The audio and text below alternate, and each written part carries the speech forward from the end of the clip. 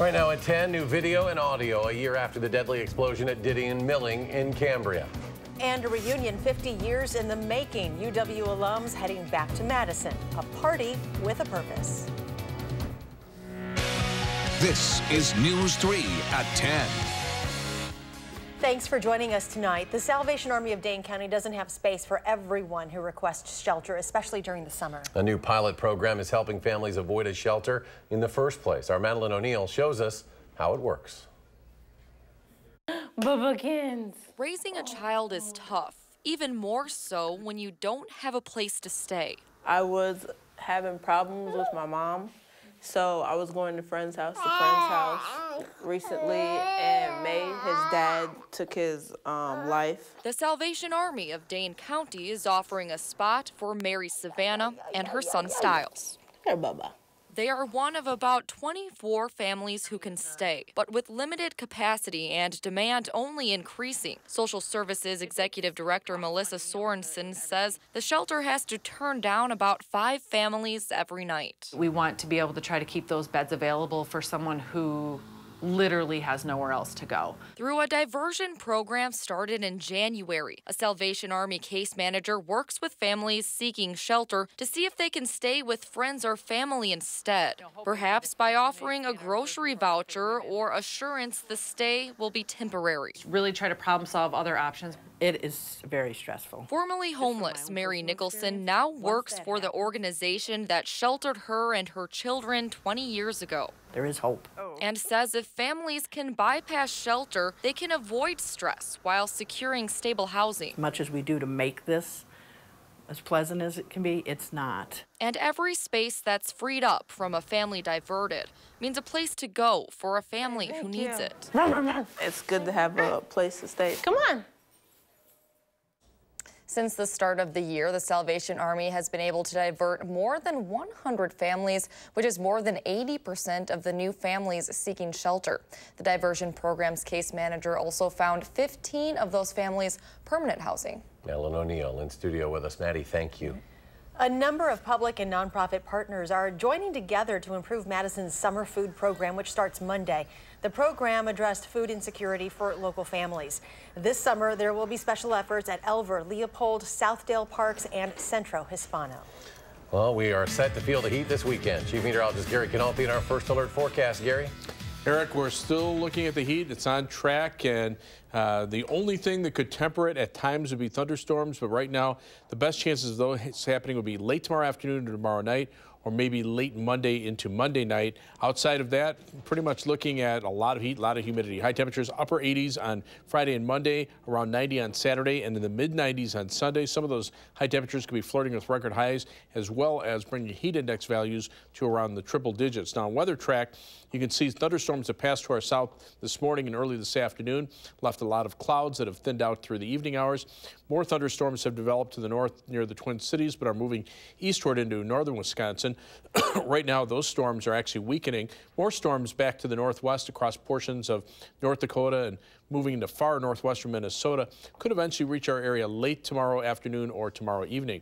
High temperatures today in the mid-70s thanks to the cloud cover here. Notice it was actually warmer to the north where there was more sunshine, and current temperatures are in the middle 60s to the lower 70s. Dew point temperatures, though, while the mid-50s here in Madison are already in the low 60s to our south and west, so temperatures may actually start to bottom out pretty quickly. Winds are also pretty light too, but eventually will pick up out of the south. Look for temperatures to drop to the lower 60s by tomorrow morning. Highs tomorrow will be in the upper 80s. That's your first alert forecast. Gary, thank you. More than a year after a deadly explosion at the Didion Milling plant in Cambria, the Columbia County Sheriff's Office releases a report containing new video and audio that shows the terrifying moments after that explosion. I've got callers on scene reporting multiple people that have been burnt by the explosion. Visibly right now, I see 5 walking wounded. Building has exploded and there's visible flames. The whole village is dark. My friend's trapped. I need Where? help. Where is he trapped? In the train. We're in the train where he's crushed. I need help. What is your phone number? It took investigators months to determine faulty equipment caused corn dust to ignite. 5 were killed, 14 others injured.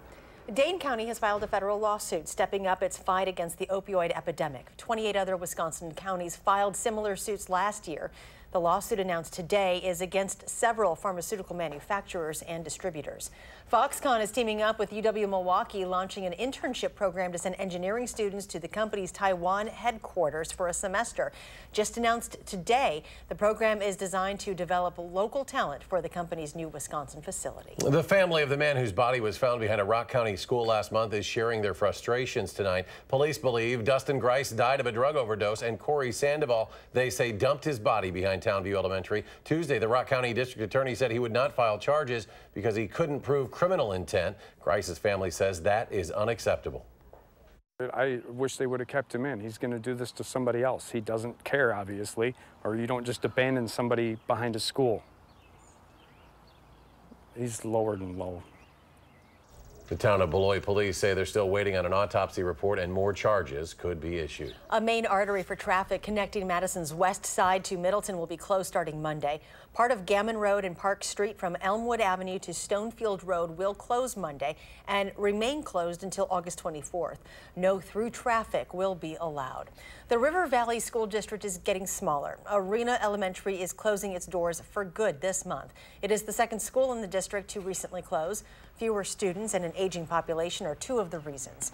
First through fourth graders will now go to a school in Spring Green, nearly 9 miles away. A proposed development next to the Pick and Save on Park Street in Madison has residents in the area concerned about where they'll get their food.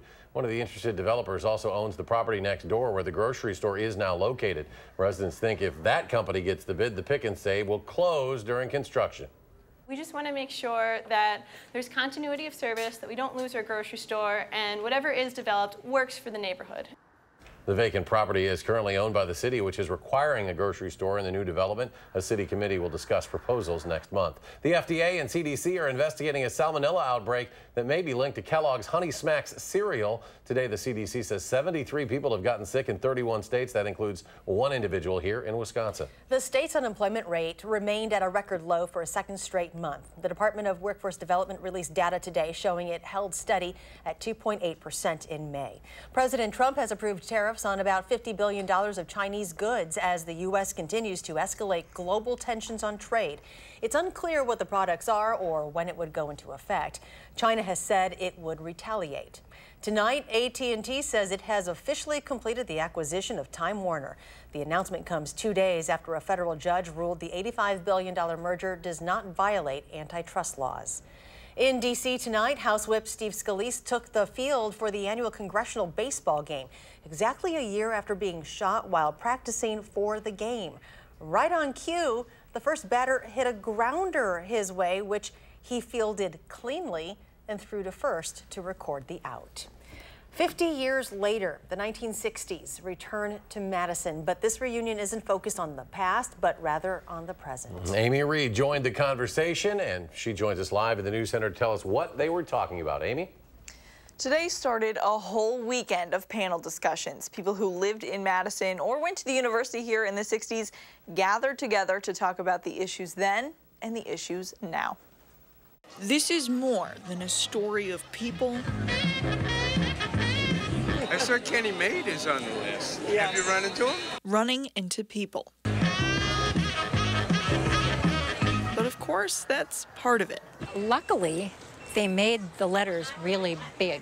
So if you saw someone who looked familiar, you could just read their name and say, "Oh, Jennifer, I haven't seen you in so long. I'm so happy to see you." Reminiscence quickly turns to politics. We came to be part of the alternate conference. If you know the 60s like they know the university. So we know the campus very well. We spent a lot of time marching and rallying. That's what it was about. I think it's come around again, and it's come around in a more amplified and specific way. What it's still about. And so I consider it all progress. Not looking back, but looking at what's right in front of them. I was reading that today, and I see a picture there. And oh my goodness. The pictures and the politics, but also community. That's exactly what this is about, and that's what the workshops are about. Community, friendships, making changes that will last a lifetime. We know from the people that we're meeting with, this experience in Madison really shaped the rest of our lives. Yes. Like we said, the event goes all weekend. Some parts are free, others cost money, but it's pretty well sold out. Now, remembering a very unique time in Madison history, we welcome all those folks back to town for the weekend. Amy Reed in our news center. Amy, thank you. Local students are earning their GEDs tonight from Madison College, and Dane County Executive Joe Parisi is speaking at the graduation. I was a high school dropout, and I earned my GED and HSED and attended Madison College and eventually graduated from the University of Wisconsin with a degree in sociology. So I'm here to tell folks tonight, if I can do it, they can do it. More than 300 students earned their high school diplomas in this program. Just ahead, Gary details the heat heading our way in this full weekend forecast. But first, is travel insurance worth the extra cost? Our call for action report. That's next.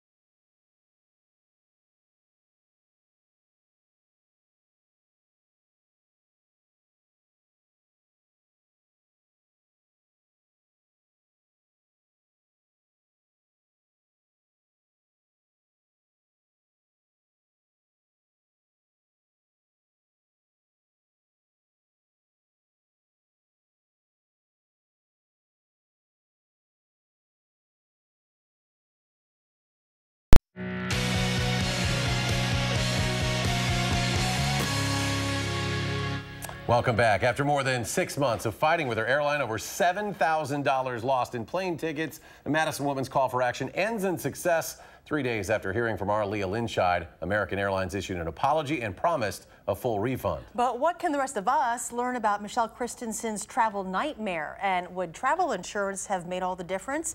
The answer is in tonight's call for action report. I'm a daddy's girl. I love him. That bond between dad and daughter is the reason behind Michelle Christensen's call for action.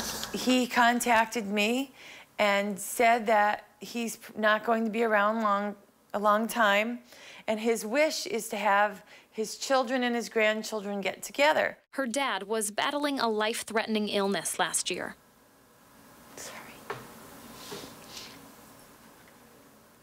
Yes, it's very hard. It's hard to lose a parent or anyone that you're close to or that you love. Michelle's family booked tickets for a dream vacation to St. Thomas, hoping to spend precious time with him. $7,000 later, though, the island was devastated by hurricanes and shut down to tourists. I explained the situation to American Airlines, and finally they agreed to change the destination of the tickets to Florida. This is where her family's dream vacation down south. It was 4 a.m.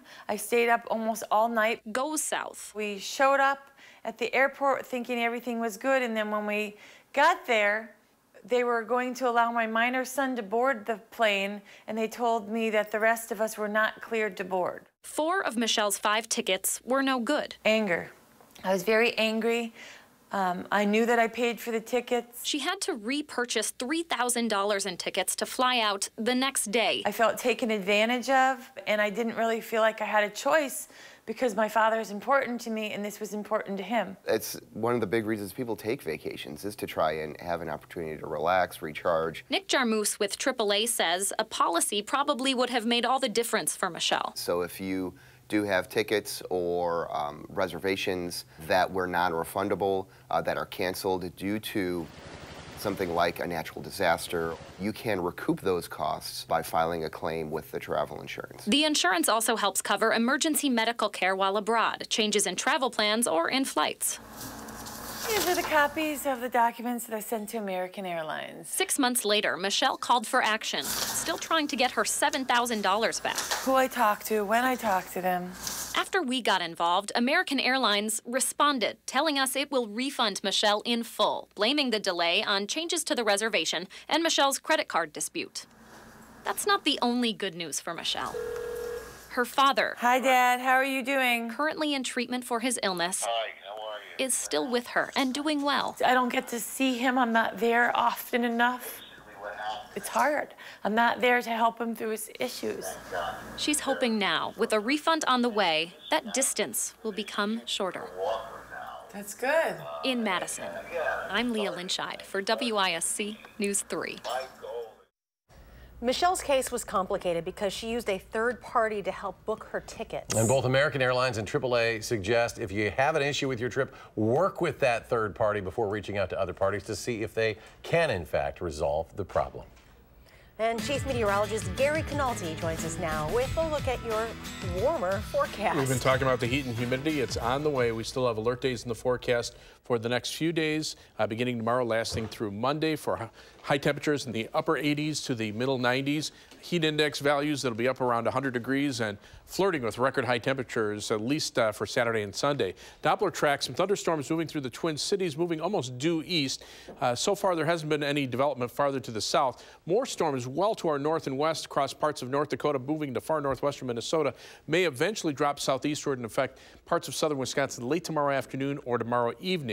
The Storm Prediction Center still has a marginal risk of severe weather north of Madison tonight. I think if there is any severe weather threat, it'll be up in the far northern portions of the state. But tomorrow, as that line of storms in Minnesota moves southeastward and then regenerates in the afternoon, we could see a higher probability of severe weather to our north and west through the Twin Cities metro area into western Wisconsin, where there's a slight risk of severe thunderstorms for tomorrow and a marginal risk as those storms continue on toward the south and east into the evening and overnight hours. Gusty winds and hail would be the main threats. Then on Saturday, as the heat builds, the thunderstorm chances move back up to the north, and that's where the severe weather threat will be.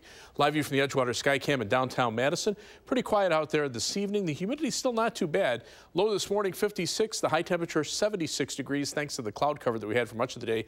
But right now, skies are mostly clear. The air is calm. The temperature 65, and the dew point temperature is at 55. You can see how those clouds thinned out late this afternoon. The next batch of rain stayed up to the north, but the jet stream is becoming more southwesterly through much of the country. And notice the absence of clouds out here. That will allow the heat to continue to build and expand to the north and east, especially as this warm front arrives from the north and west, or from the southwest. To the south and west of that front, temperatures today were in the upper 90s to the triple digits. Rapid City, South Dakota, 105 degrees this afternoon. Current temperatures are in the 60s here, but still well into the 80s to our west. And you can see dew point temperatures in the 70s now as far north as the northern portion of North Dakota. So our forecast for tonight, look for a low of 63, a slight chance for a thunderstorm late. Tomorrow's high 87, thunderstorm chance in the morning, and then again late in the afternoon. On future track, the models have backed off on the thunderstorm chances late tonight and early tomorrow morning. Still a slight chance.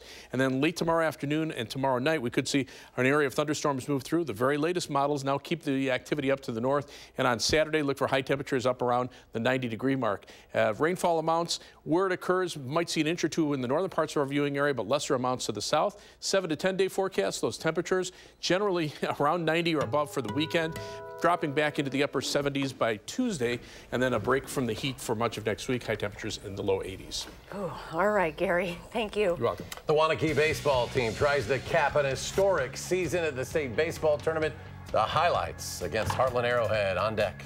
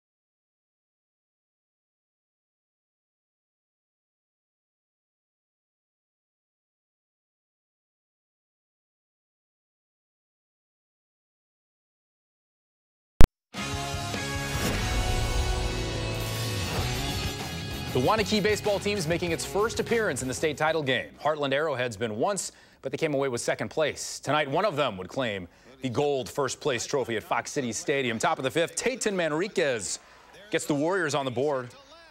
Dane Lubke gonna score. Manriquez never stops running, slides safely into second, and it's a 1-0 lead for Wanakee. Top of the sixth, it's Nate Stevens going down and getting one. All the way to the wall in right. Riley Rip scores. Rip also played on the football team. He wants more trophies. 2-0 Wanakee. 3-1, 2 outs in the seventh. Derek Lee on the mound, and he goes the distance. Rip touches, drops, touches, doesn't matter. Wanakee wins its first ever state championship. I mean, just getting the feeling back like we won in football in the fall. I mean, this feeling's unbelievable. Like, It's just unbelievable. Most guys in this group have been told they're not quite big enough, they don't throw hard enough, they're not fast enough, you know, that kind of stuff. And that's a huge motivator for these guys. They always think they're going to win. They always think they're the best team on the field. The Jefferson baseball team's back at state for the first time since 2014. That's the Eagles' one and only state title. They decided they wanted a matching set of trophies. Waupun lost in the title game last year. They want one too, but there's only one. 1-0 Warriors. Jack Lenz, 3 for 3 in the game. RBI double here in the third inning. Makes it 2-0 Waupun. Bottom of the fifth. I told you, Jack Lenz was 3 for 3. I wasn't lying. Another RBI double. Adds another run. 3-0 Warriors. Jefferson loaded the bases, threatened in the seventh, but Caden Bronkhorst started the game. Vaughn Williston finished it, gets the last out, and the Warriors win the state championship 4-0, the final. A little soccer action, Division II semis, Oregon in black taking on New Berlin Eisenhower. Jenna Bennett, a strike from distance. 20-yard goal, gives a 1-0 lead to the Panthers. Same score. It was a bad day for goalie Ava Seifert. Taken out by her own player in the box. Gift wrapped for Katie Isley, and Oregon wins 2-0. They'll play Brookfield Central for the title Saturday at 11. Golf action, first round, U.S. Open. Tiger Woods' last major win was 10 years ago at this tournament. It's going right. Tiger said no right after he hit it. That's not good. 8 over for the first round. Dustin Johnson from the bunker. That's how you birdie in style. Show off. And a 4-way tie at 1 under par. Steve Stricker just 4 shots off the lead at +3. World Cup opener, Russia, Saudi Arabia, host country Russia in the red. Alexander Golovin, Yuri Gazinski. Oh, the header is good stuff. Far post, that'd be just the beginning. And when the boss is watching, yes, Vladimir Putin is his boss. Russia wins 5-0, full slate of games tomorrow morning and afternoon. World Cup fever taking over the London Zoo, apparently. The Lioness sisters were given a new toy that quickly got scuffed. I'd be scared to play with them. It's covered in herbs and spices, so it was tasty. Zookeeper Tom Lawrence said it was an exercise in enrichment, designed to keep the animals active and stimulated. The 3-lion logo, of course, has been on England's football jersey since 1872. I'm getting nowhere close to them. We're back right after this.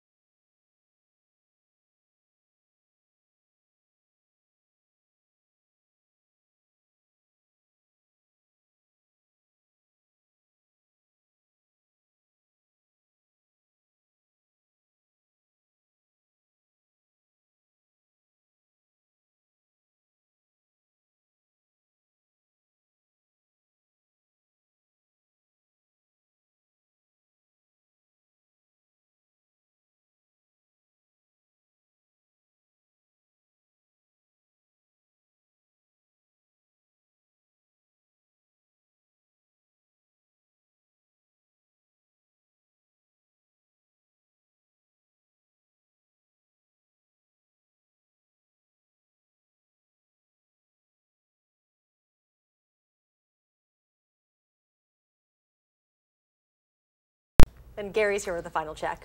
Well, the heat and humidity start tomorrow and last through the weekend. Alert days in the forecast for Friday, Saturday, Sunday, and Monday. Highs upper 80s to the middle 90s. And then after a thunderstorm chance on Tuesday, it looks like we see a break in the heat and humidity for the rest of next week. High temperatures a little more tolerable, lower 80s with some thunderstorm chances Thursday and then again Sunday.